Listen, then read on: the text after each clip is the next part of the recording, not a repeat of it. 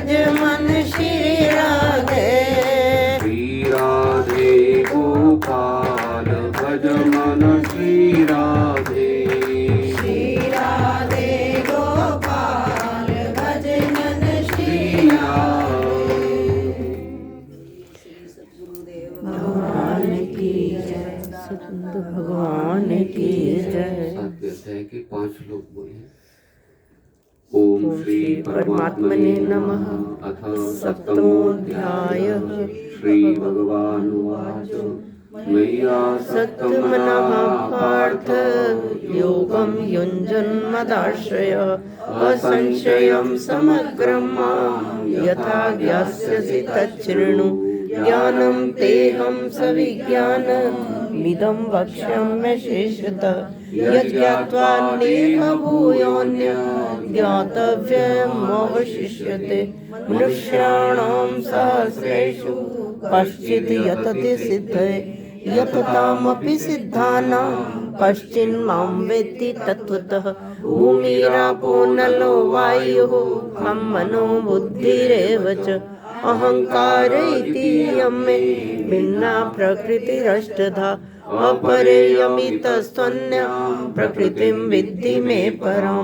जीवभूतं महाबाहो य इदं धार्यते जगत्। अहमेवासमेवाग्रे नान्यद् सत्परं पश्चादहं यदेतच्च यो वशिष्येत सोऽस्म्यहम्। इत्यर्थं यत् प्रतीयेत न प्रतीयेत चात्मनि तद्विद्यादात्मनो माया। यथा भासो यथात्मा यथा महान्ति भूतानि भूतेषु चावचेष्वनु। प्रविष्टान्यप्रविष्टानि तथा तेषु न तेष्वहम्। एतावदेव जिज्ञासा तत्त्वजिज्ञासुनात्मना। अन्वयव्यतिरेकाभ्यां यत् स्यात् सर्वत्र सर्वदा। आदौ रामतपोवनादिगमनं हत्वा मृगं काञ्चनं। वैदेहीहरणं जटायुमरणं सुग्रीवसम्भाषणं। बालीनिग्रहणं समुद्रतरणं लङ्कापुरीदाहनं। पश्चात् रावण कुम्भकर्ण हनन मेतद्धि रामायणम्। भगवान की जय।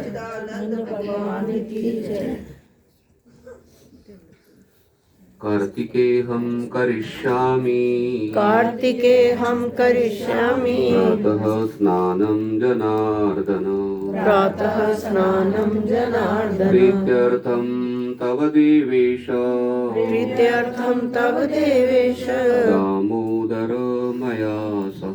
दामोदर मया सह। स्वस्ति नीन्द्रो वृधश्रवाः स्वस्ति नः पूषा विश्ववेदाः। स्वस्ति नस्तार्क्ष्यो अरिष्टनेमिः स्वस्ति नो बृहस्पतिर्दधातु। ओम शांति शांति शांति। नारायणं नमस्कृत्य नरं चैव नरोत्तमं देवीं सरस्वतीं व्यासं ततो जयमुदीरये।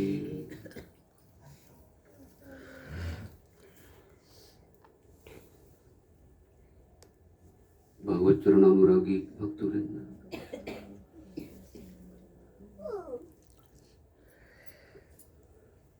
आज के दिव्य प्रभात फेरी भगवान कृष्ण के सन्निधि में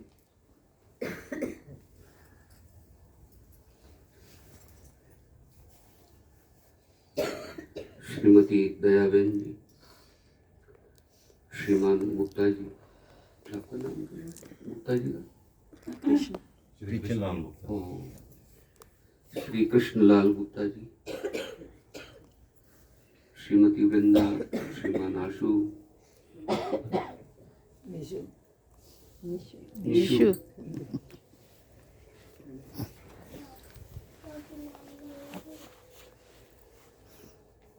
कंजक स्वरूप, शिवन्या, सुवन्या, शिवन्या, क्या नाम है? शिवन्या, और रुद्रांश, शिवांश। शिवांश। अच्छा, क्या नाम है बेटा उसका? परम कहते हैं। चलो, कृष्ण का खिलौना, ठीक है, क्या बोलिए? कृष्ण रख उसका नाम, ठीक है। नहीं रहने दो। शिवांश। जी।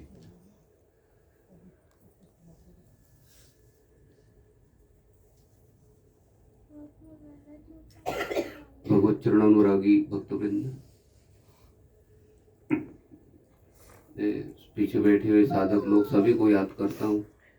अरोड़ा जी का नाम लेने से सबका नाम आ गया, ठीक।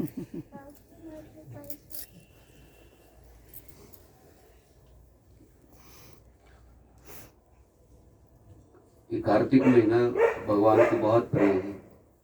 महीनों में कार्तिक मास, कार्तिक महीना, देवताओं में भगवान विष्णु, वनस्पतियों में तुलसी, नदियों में गंगा और पक्षियों में गरुड़।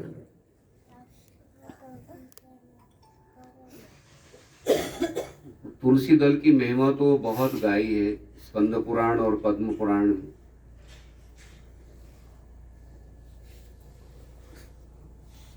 हम इतना सोना चांदी दान नहीं कर सकते हैं। दान करना सोने चांदी का बहुत सोचना पड़ता है भैया।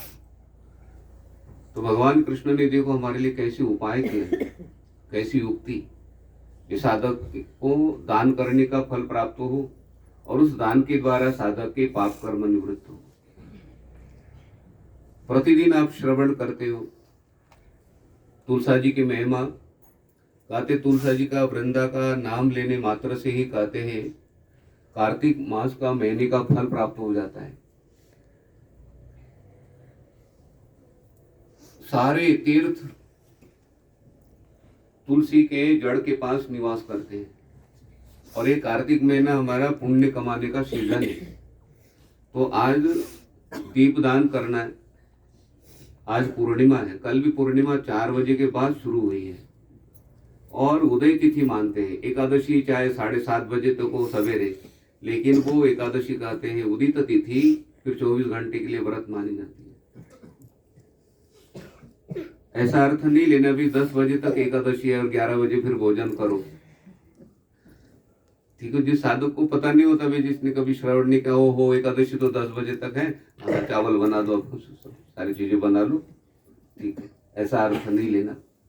उदित तिथि चाहे 7:30 बजे तक एकादशी हो, पूर्णिमा तिथि शुरू हो गई ना, अब वो पूर्णिमा तिथि रहेगी। और आज गुरु नानक जयंती भी है। अरे हाँ, दीपदान की महिमा है। प्रतिदिन दीपदान नहीं कर पाए साधक, नहीं मंदिर में जा पाए, ठीक है, कहीं शादी विवाह में जाना पड़ता है, बहुत से बाधाएं उत्पन्न हो जाती है, कभी कभी कई यात्रा करनी पड़ती है हमें, तो कहते हैं 31 दीपक आप लीजिए। और 31 दीपक, पहला दीपक है वो तुलसी की लकड़ी के द्वारा प्रज्वलित कर लो। तुलसी की लकड़ी के द्वारा प्रज्वलित करना मतलब सूखी लकड़ी होती है, वो सूखी लकड़ी तेल के अंदर थोड़ा सा डुबो दो तो अच्छी तरह से प्रज्वलित हो जाती। पहले लकड़ी जला दी, जैसे अगरबत्ती जलाते हो, तो लकड़ी जला दी और उसके बाद में फिर दीप को आप प्रज्वलित कर दी, तो ज्योत प्रज्वलित हो गई। उस ज्योत के द्वारा सारी ज्योतें जला सकते हो। तुलसी की लकड़ी के द्वारा भी जलाना, प्रज्वलित करना चाहते हो तो प्रज्वलित कर सकते हो। अब उसका फल कितना हो गया? एक दीपदान का फल है 1 करोड़ और 31 दीपकों का 31 करोड़ 30 तो 31 करोड़ राशि आप 5 मिनट में 10 मिनट लग जाएंगे दीपदान करने के लिए। और कोई गंगा किनारे पर नहीं जा सकते हो, पुष्कर नहीं जा सकते हो, तो कहते हैं मंदिर में हो या तुलसा जी के पास में हो, मंदिर समीप में हो, तो कहते वहां दीपदान करना है।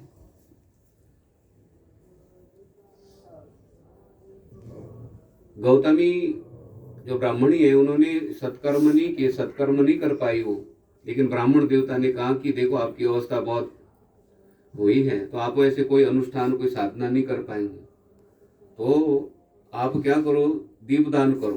तो उन्होंने कार्तिक मास में दीप दान किया है और सारे पाप कर्म उनके नष्ट हो गए। भी एक दिन में मान लो किसी ने 5 दीपक दान कर ले हो, ठीक है, किसी ने 11 दीपक दान कर ले हो, तो 1-1 करोड़ के हिसाब से महीने का कितना हिसाब किताब हो गया भाई, जिसने जितने दीप दान किए हो। ठीक है, हमें पता नहीं ना, भगवान को ही पता है अभी। ठीक है, तो ज्यादा से ज्यादा फल आपको मिले। और ये कार्तिक मास में, कार्तिक महीने में जो आप प्रातःकाल स्नान करते हो, जिनके घर में प्रभात फेरी हो, वो कितने बजे स्नान करते हैं बोलो? सबसे पहले मुझे स्नान करना पड़ता है। भी थोड़ा भी लेट हो गया तो मेरा नाम क्या हो जाता है। बड़े लोगों को तो बहुत संभाल के चलना पड़ता है, गुरुजी लेट उठे।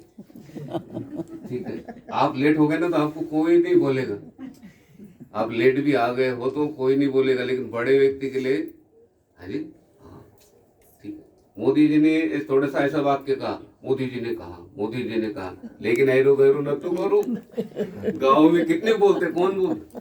बड़े लोगों के लिए बहुत संभाल के चलना पड़ता है। हाँ जी,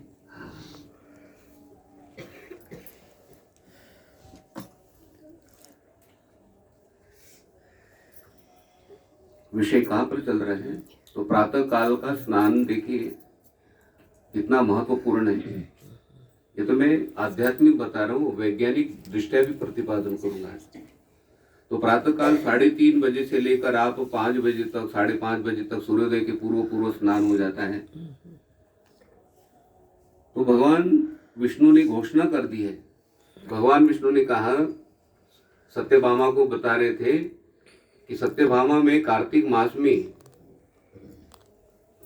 पूरा महीना, कार्तिक मास का शुक्ल पक्ष कृष्ण पक्ष पूरा महीना मैं जल के अंदर में निवास करूंगा, वेद मंत्रों के साथ, बीज मंत्रों के साथ, ऋषियों के साथ, देवताओं के साथ।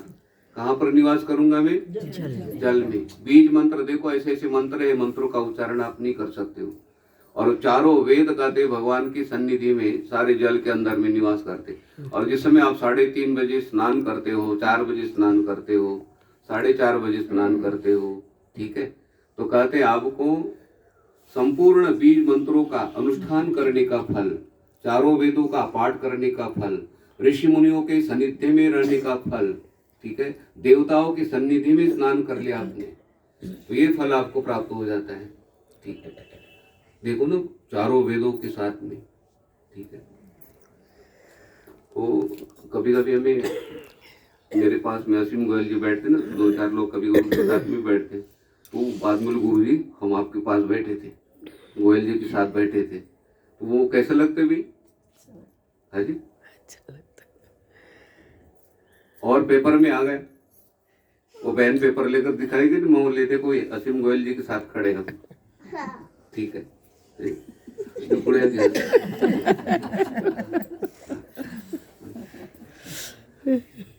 अरोड़ा जी बोले ना, हमारे योग शिविर में असीम गोयल जी आए थे, तो अच्छा लगता है कि नहीं? देखो, और हम देवताओं के साथ, वेद मंत्रों के साथ, ठीक है, उनकी सन्निधि में रहकर आप स्नान कर रहे हो, तो कहते चारों वेदों का पाठ करने का फल, बीज मंत्रों का जप करने का, अनुष्ठान करने का फल आपको स्नान करने मात्र से प्राप्त हो जाता है। और उस फल के द्वारा आपके पाप कर्म निवृत्त हो जाते हैं। मान लो हम शाम के समय में 31 करोड़ दीप दान कर लिया, और उसी समय भगवान विष्णु प्रकट हो गए, बोले 31 करोड़ आप ले लो, पैसे भी ले लो और फल भी लो। 31 करोड़ का क्या करोगे आप? 9 सेक्टर के अंदर में सबसे कोठी कौन सी है? तो पहले वो कोठी खरीदेंगे कि नहीं हम? या तो प्लॉट खरीदेंगे, है जी। एक वृंदावन में होना है, एक वहां पर है, हरिद्वार में है, ठीक है, और भक्तों को बोरियों से काजू बादाम बांटने। क्या फर्क पड़ता है? 31 करोड़ मिला तो कितना खर्चा कर सकते हैं, ठीक है।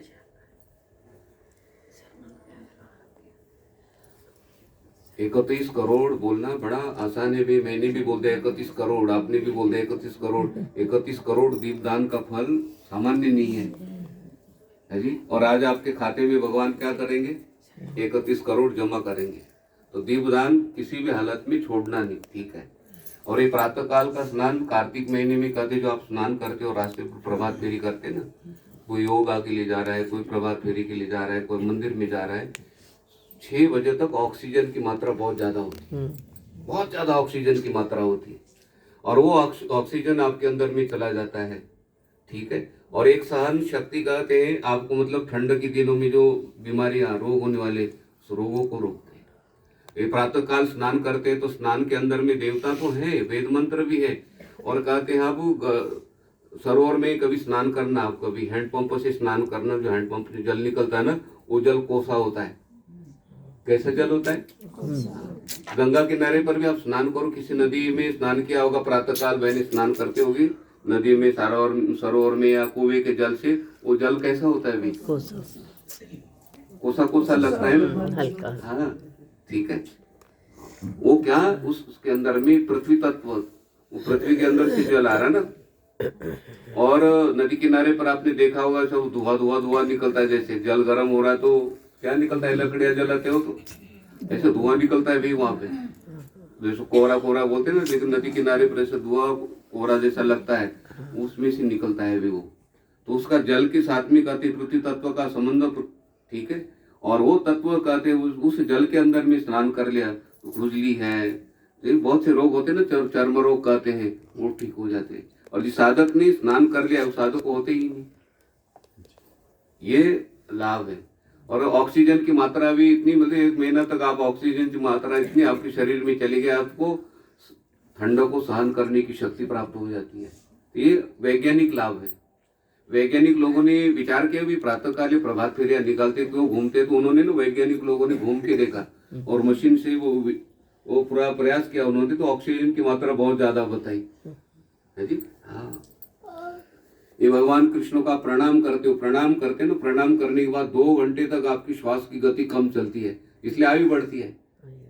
लोगों ने प्रणाम करने से आयु बढ़ती है, आयु बढ़ने का अर्थ है श्वास की गति कम हो जाती है। घर में कोई बड़े लोग आते ना, उठकर खड़े रहते हैं, उठेंगे नहीं तो कहते हमारी श्वास की गति, कोई बड़ा व्यक्ति आ जाए ना, हम उठे ना तो श्वास की गति बढ़ जाती है, और आप उठ के खड़े हो जाते हो तो और फिर बैठ जाते हो, और बैठने के बाद श्वास की गति फिर धीरे धीरे धीरे धीरे कम हो जाती है। कहते बड़े लोग आने के बाद आयु बढ़ जाती है, ऐसे बोलते हैं ना। भाई आप घर में बैठे हो, सारा आराम से बैठे हो, और दरवाजा खोले तो प्रधानमंत्री जी आपके, और आप क्या करोगे उस समय? घबराता है नहीं कि क्या करें, बोलो। चादर साफ करोगे, झाड़ू लगाओगे, क्या फ्रिज के अंदर में कौन सी चीजें होते हैं कि नहीं, उथल पुथल है जी।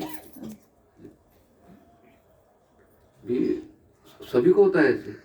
ये दीपावली के दिन है ना, असीम गोयल जी ने कहा कि गुरुजी मैं आऊंगा कभी ना कभी, 2-3 महीने से बोलते रहे हो, लेकिन दीपावली के दिन ना धीरे से बॉडीगार्ड गाड़ी बाहर खड़ी कर दी, और अकेले धीरे धीरे में सामान अपने हाथ में लिए, मैं गुरुजी के लिए सामान ले, वो धीरे धीरे धीरे धीरे धीरे मैंने सोचे भक्त आए हुए जैसे आते हो आप लोग, तो वो धीरे धीरे आए, कुछ बोले नहीं ना वो, और जैसे पास में तो मैं असीम बोल, मैंने कहा तो देखा तो वो श्वास की गति क्या हो गई, तो मेरे हमारे लिए तो बड़े हैं ना भाई, और एकदम अचानक आए तो कितना अच्छा लगता है, ठीक है। तो बोले गुरुजी मैं आपको तो पता ही नहीं लगने दूंगा, मैं आऊंगा, ठीक है।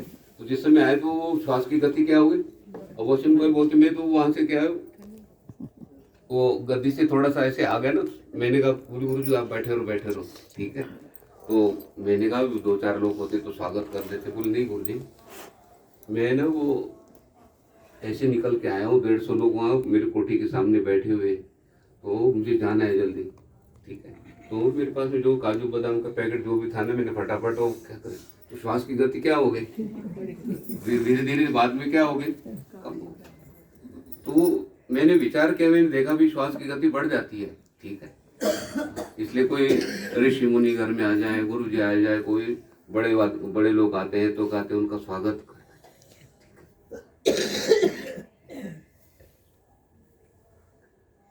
मानेन तृप्तिर्न तु भोजनेन, कहते मान सम्मान आधा भोजन हो जाता है अभी, ठीक है।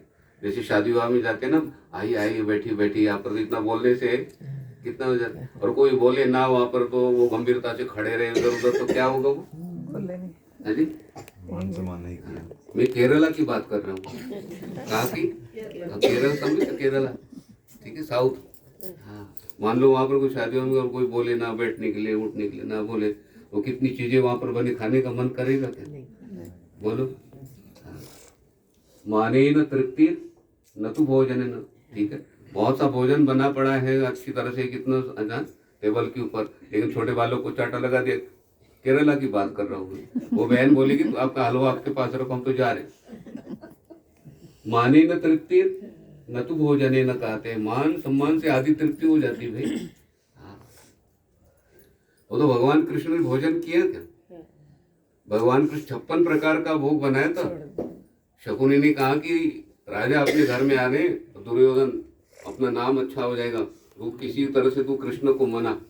लेकिन भगवान कृष्ण ने क्या कहा, भाई तुम ऐसा धर्म कर रहे हो तो तुम्हारे घर में भोजन ही नहीं करूंगा। भोजन छोड़कर भगवान कहाँ पर गए? विदुर जी के घर। और वहाँ 56 प्रकार का भोग था क्या? जो श्रद्धा से भगवान को खिलाया जाता। कहते कोई भी चीज हो भगवान श्रद्धा के साथ, निष्ठा के साथ लेते हैं। हाँ। पत्रम पुष्पम फलम तोयम यो मे भक्त्या प्रयच्छति तदहं भक्त्युपारितमश्नामि प्रयतात्मनः। भगवान कहते पत्र पुष्प जल, ठीक है, मुझे आप अर्पण करते हो, चढ़ाते हो, तो उसको मैं भोजन मानकर स्वीकार करता हूँ। लेकिन शर्त क्या रखी? श्रद्धा।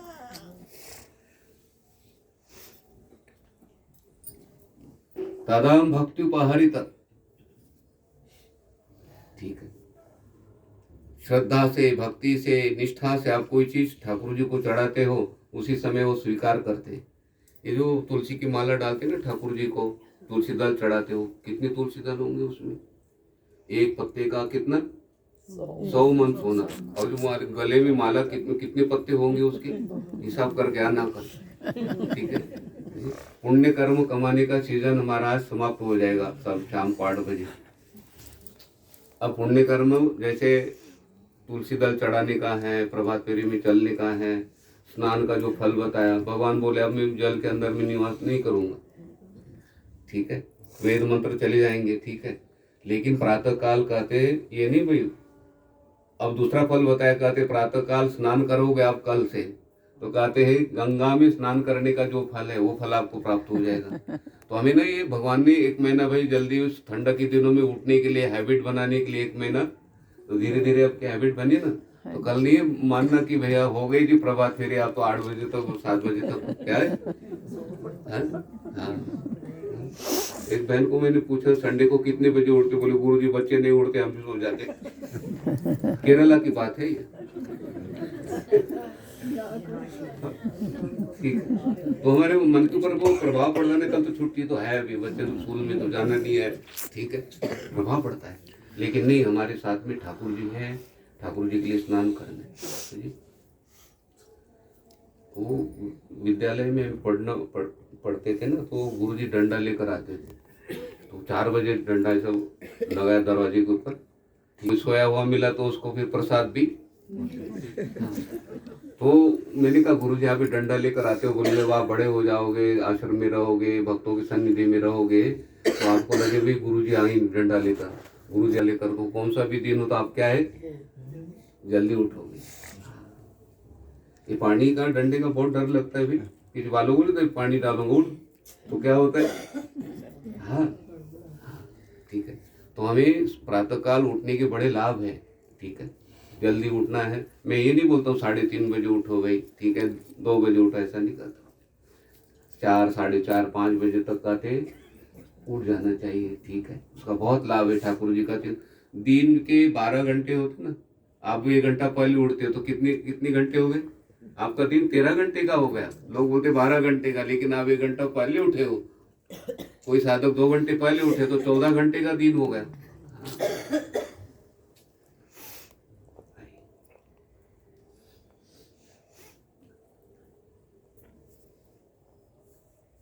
सत्यभामा ने भगवान कृष्ण से कहा, बोले प्रभु आपकी सन्निधि मुझे मिली, मैं आपकी अर्धांगिनी बनी हूँ, मैंने कौन से ऐसे सत्कर्म किए, मैंने ऐसे कौन से सत्कर्म किए, आप मुझे पति रूप में प्राप्त हो गए हो।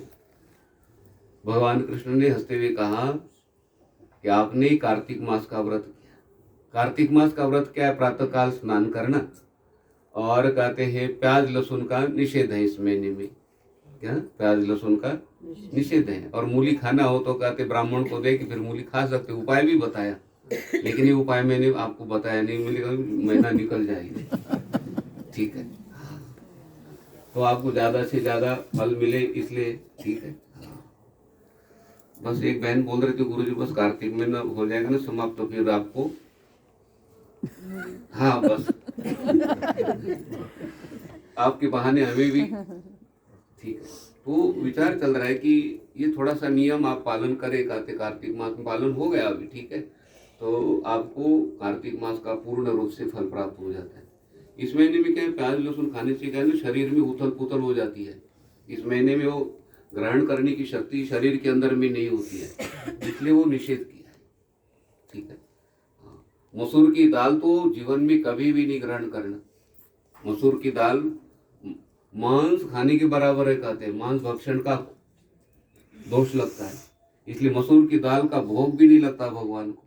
ठीक है, बीकानेरी नमकीन आदि दुकान में जाते उनको पूछना इसमें मसूर की दाल तो नहीं है, वो बता देता नहीं इसमें नहीं है, इसमें नहीं है, इसमें है। ठीक है, बता देते दुकान वाले। है जी,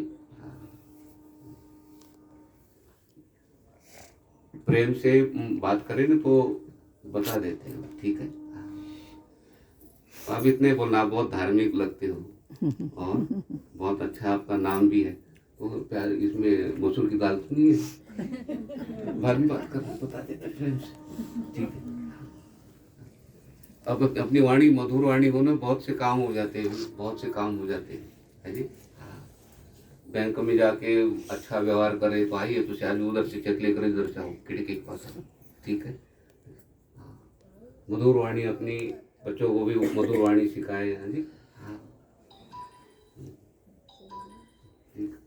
जो संस्कारी सब्जी बेचने वाले होते हैं ना, भी दिल्ली मुंबई में अपने बच्चों को बताते हैं, आपने हमारे यहाँ से सब्जी खरीदी है, आपको वो मौका मिला है, अभी आप मौका दीजिए।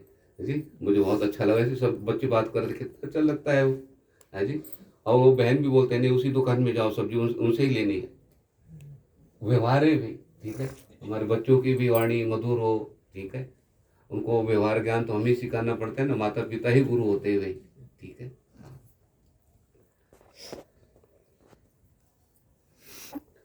क्या टाइम हुआ? 6:30 हो गए बेटा। घड़ी कहाँ पर देखी बेटा आपने? 6:50 हो गए। अच्छा अच्छा, चलो कोई आज छुट्टी है, आज भी छुट्टी है। अच्छा अच्छा, गुरु नानक जयंती। चलो today is holiday, therefore don't worry. पक्का हो गया ना, अभी 5 मिनट पर से ज्यादा लग जाते हैं। इंग्लिश में बोलने से थोड़ा विश्वास हो जाता है। अपनी तो मातृभाषा तो हो गई हिंदी, हमें तो हिंदी बोलते, लेकिन कभी कभी वो ना प्रयोग करने पड़ते हैं। अब कोट खरीदने जाए तो